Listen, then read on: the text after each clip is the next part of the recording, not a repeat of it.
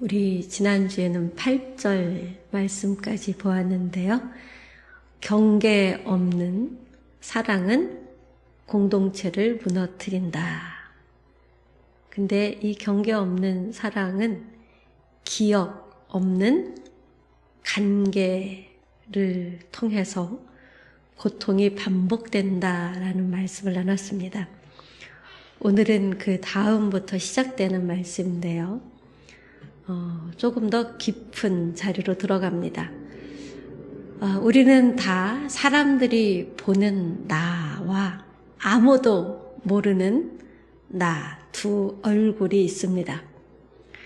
겉으로는 괜찮아 보이는 얼굴, 말도 잘하고 믿음도 있어 보이는 얼굴. 그런데 혼자 있을 때는 다른 얼굴이 있습니다. 생각이 무너지고 습관이 반복되고 다시 돌아가고 싶지 않은 자리로 가곤 하는 얼굴이 있습니다. 1번 믹서 살짝 내려주세요. 첫 번째 있는 거. 아니 거기 말고 이쪽 믹서요. 자, 들어가자마자 첫 번째 있는 믹서. 하우링이 약간 나거든요. 거기서 1번이 제 마이크니까 그거 가지고 조절 좀 해서 하우링 좀 안 나게 해주세요. 네. 우리가 이렇게 두 얼굴을 가지고 살면서 스스로를 설득하지요. 아무도 모르니까 괜찮아. 또 이 정도는 다 그래. 나만 이런 건 아니야. 이렇게 조금씩 양심을 우리는 밀어내면서 살아갑니다. 그런데 정말 아무도 모를까요? 그리고 정말로 괜찮은 걸까요? 오늘 말씀은 이런 생각을 완전히 뒤집는 말씀입니다. 아무도 모르는 것이 아니라 하나님이 그 자리에 계십니다. 오늘 14절 말씀을 보면 여호와께서 내 진중에 행하심이라 라고 합니다. 우리가 숨고 싶어하는 그 자리, 가장 감추고 싶은 그 순간, 우리의 일상, 그 모든 것을 하나님은 그냥 지나치시는 분이 아니시고 그 안을 거니시는 분입니다. 예레미야서 17장 10절에 보면 여호와는 마음을 감찰하시고 중심을 시험하시나니 라고 하죠.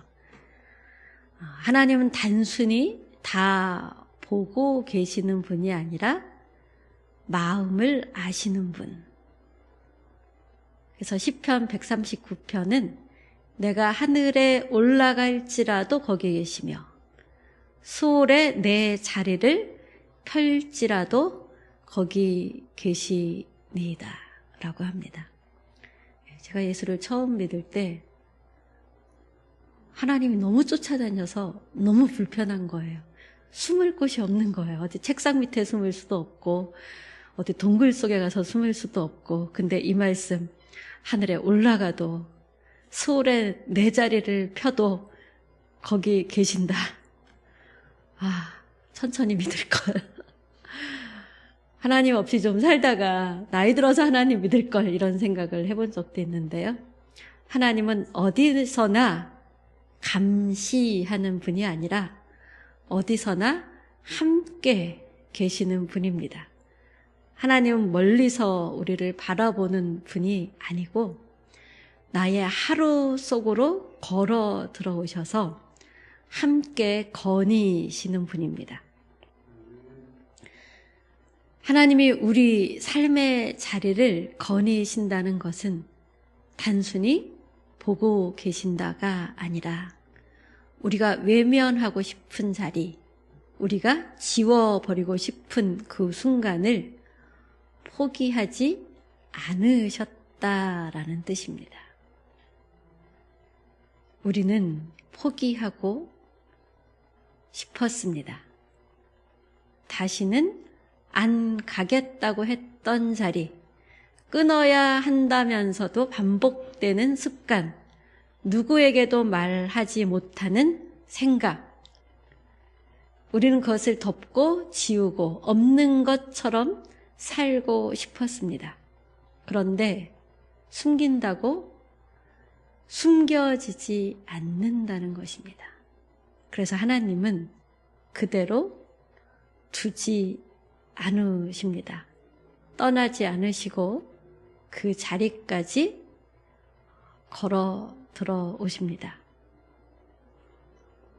이것은 정죄가 아닌 초대입니다. 최근 대형교회 목사님의 막 심각한 언어가 수없이 반복하시는 게 아주 대중들에게 알려졌지요. 저는 그것이 하나님의 사랑이라고 봐요.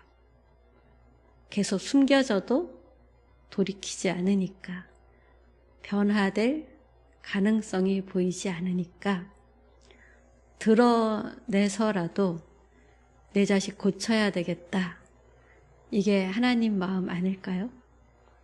하나님은 숨지 말고 나에게로 나오라라고 합니다. 우리는 왜 계속 그 자리를 반복할까요? 왜 알면서도 무너지고 결심했는데 또 무너질까요? 하나님을 피하고 있기 때문입니다. 창세기 3장 8절을 보면 그들이 여호와 하나님 낯을 피하여 숨은지라라고 합니다. 육의 본성은 하나님을 피합니다. 죄 때문에 무너지는 것이 아닙니다. 하나님을 피하기 때문에 무너집니다. 하나님이 부르시죠? 아담아, 내가 어디 있느냐? 여러분, 하나님이 어디 있는지 몰라서 물어보신 것일까요? 아담을 부르신 것이죠. 여러분도 이 하나님 음성을 들으신 적이 있지 않습니까? 다시는 안 그러겠다고 했던 그 밤, 아무도 모르는 자리에서 무너진 그때, 스스로 실망하면서도 어쩔 수 없어 하는 우리를 하나님은 부르십니다. 내가 어디 있느냐? 이 부름은 나에게로 돌아오라라는 초대입니다. 우리는 그 음성을 들으면서도 멀어지곤 하죠. 왜일까요? 지금 이 상태로는 하나님께 갈 수 없어. 좀 괜찮아지면 가야지. 정리하고 나서 가야지. 그래서 결국 더 멀어집니다. 이사야 1장 보면 너희 죄가 주홍 같을지라도 눈과 같이 희어질 것이요 라고 합니다. 깨끗해져서 나에게 오라가 아니라 더럽기 때문에, 추악하기 때문에, 누구에게도 말 못할 수 없는 모습이기 때문에 내게 오라라는 것이죠. 하나님께 가야 비로소 깨끗해집니다. 죄보다 더 위험한 것은 하나님과의 거리입니다. 여호와께서 내 준중에 행하심이라. 이것은 걸어 다니신다라는 뜻인데요. 하나님은 오늘도 내 삶의 자리를 걸어 다니고 계십니다. 우리의 손을 내밀어 주의 손을 잡으십시다. 하나님은 괜찮은 모습을 부르시는 것이 아니라 지금 있는 모습 그대로 부르십니다. 아무것도 해결되지 않은 나를, 여러분을 부르십니다. 9절 말씀을 보면 그러죠. 내가 적군을 치러 출진할 때에 모든 악한 일을 스스로 삼갈지니. 전쟁입니다. 사람이 보기에는 긴급합니다. 싸워야 하고 살아남아야 하고 이겨야 합니다. 그런데 하나님은 가장 먼저 무엇을 말씀하십니까? 이겨라가 아닙니다. 모든 악한 일을 스스로 삼가라입니다. 여러분, 성과보다 먼저 하나님은 우리의 상태를 보십니다. 10절은 밤에 몽설함으로 부정하거든 진영 밖으로 나가라라고 하시죠. 아무도 모를 수 있는 영역입니다. 굉장히 개인적인 영역입니다. 그런데 하나님은 말씀하십니다. 그것도 그냥 넘기지 말라. 왜입니까? 하나님이 그 진영 안에 계시기 때문입니다. 진영 밖에 변소를 마련하고 배설물을 덮을지니. 단지 위생 이야기가 아닙니다. 내 하나님 여호와께서 내 진영 중에 행하심이라. 하나님이 거기 진영 중에 계십니다. 그래서 깨끗하게 살아라가 아니라 전쟁터에서도 텐트 사이에도 개인의 자리에도 거룩하신 하나님이 거늘고 계시다, 임재해 계시다. 그래서 너 스스로 삼가라입니다. 몽설은 아주 개인적인 영역이죠.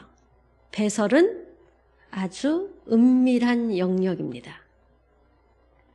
가장 숨기고 싶은 부분, 거기에도 하나님이 임재해 계신다는 것입니다. 왜 이렇게 집요하게 하나님이 우리와 함께 계십니까? 은밀함이 무너지면 전체가 무너지기 때문입니다. 마태복음 6장은 은밀한 중에 보시는 아버지라고 하나님을 소개하지요. 하나님은 공개된 자리보다 먼저 은밀한 자리를 보십니다. 은밀한 곳은 사람이 안 보는 곳이지만 하나님이 가장 가까이 계신 곳입니다. 신앙은 생활입니다. 집에 앉았을 때든지 길을 갈 때든지. 여러분, 신앙은 예배 시간만이 아닙니다. 앉아있을 때, 길을 걸을 때, 누울 때, 삶 전체를 신명기 6장에서는 말씀하고 계시죠.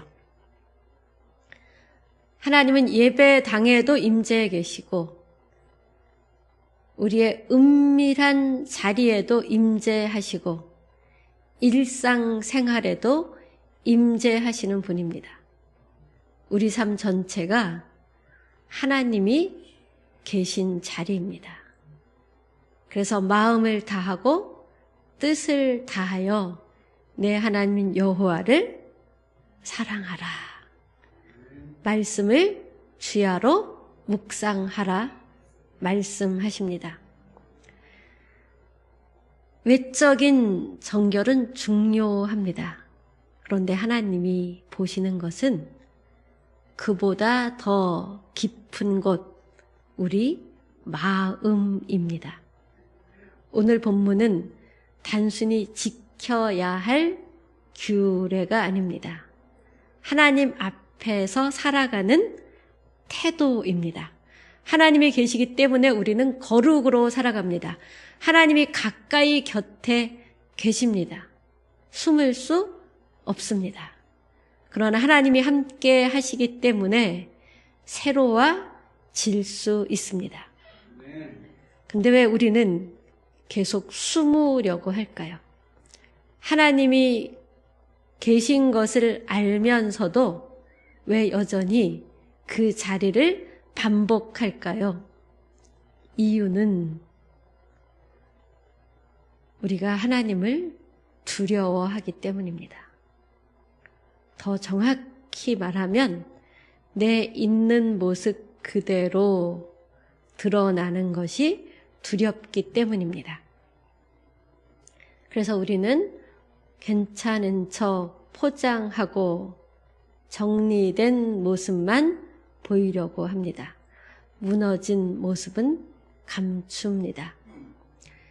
히브리서 4장 13절을 보면 지은 것이 하나도 그 앞에 나타나지 않음이 없고 오직 만물이 벌거 벗은 것처럼 드러나느니라 말씀하셨습니다.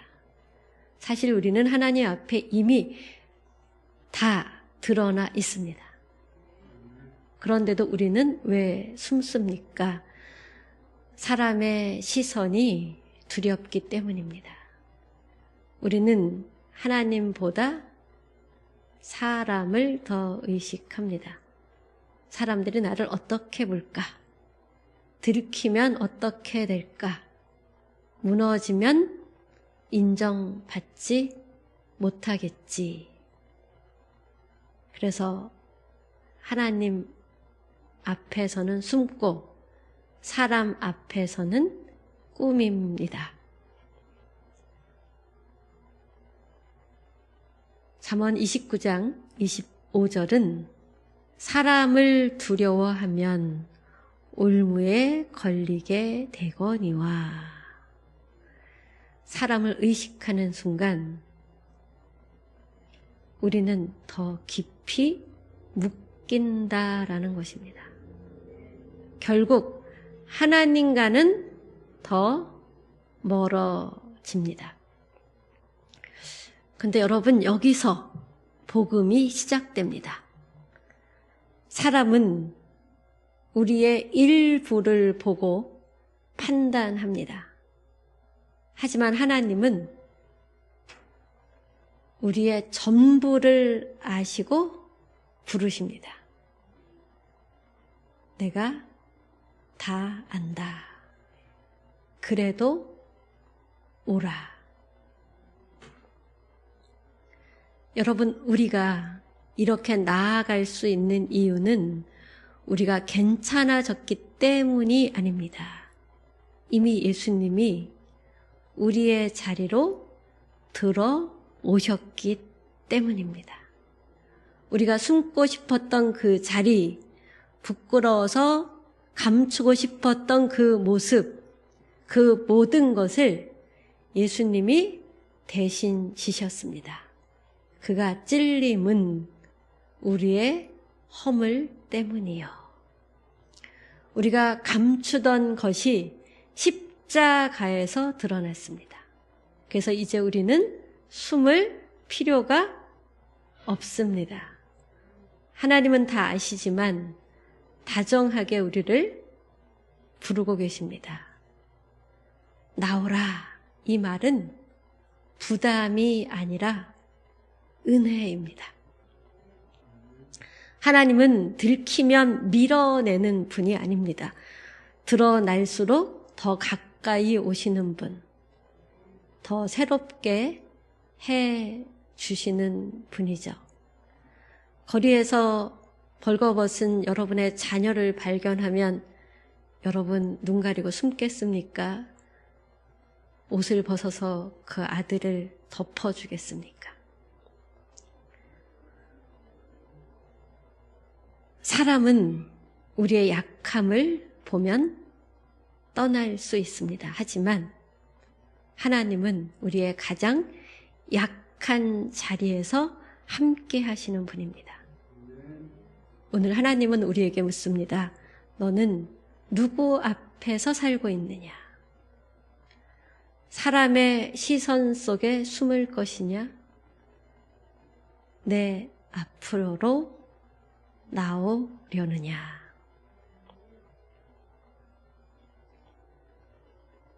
사람은 판단할 수 있지만 하나님은 회복시키십니다.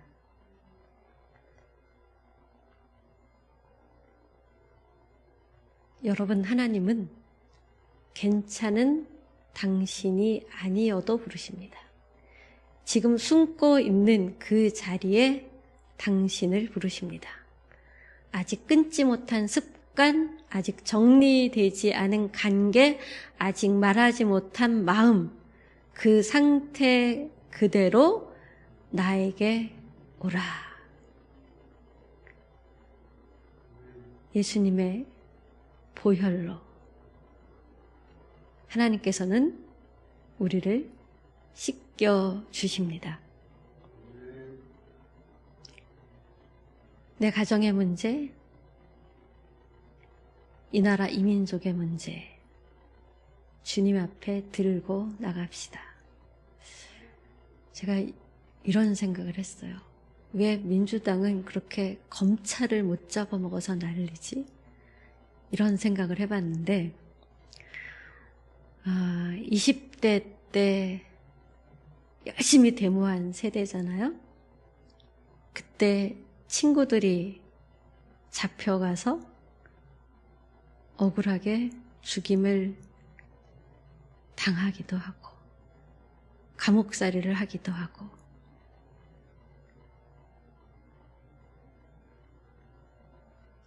이게 트라우마로 그들 속에 남아있구나.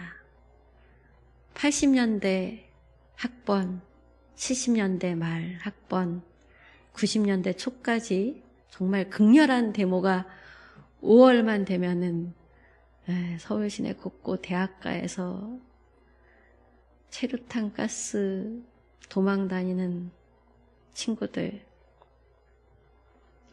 어쩌다 한번 데모에 참여했다가 꾼들은 도망도 잘 가잖아요. 도망도 못 가고 잡혀가지고 엄청난 대가를 치른 그 트라우마. 그래서 검찰 그러면 그냥 이게 한 세대의 트라우마라는 생각이 들었고, 결국 세월이 많이 흘렀지만 그들을 참되게 안아주고 보듬어주고 위로해주고 회복시켜주는 공동체가 없었다라는 생각이 들었습니다. 우리는 개인적으로 또 지역적으로 가정적으로 민족 사적으로 많은 트라우마를 가지고 있는 한이 많은 민족입니다. 근데 은밀한 중에 우리의 모든 것을 아시는 그 하나님 앞에 우리의 이 모든 문제들, 아픔들, 트라우마를 가지고 나가서 민족적 치료가 또 개인적 치료가 있어야 된다는 생각이 듭니다. 우리 시간 기도하실 때 정말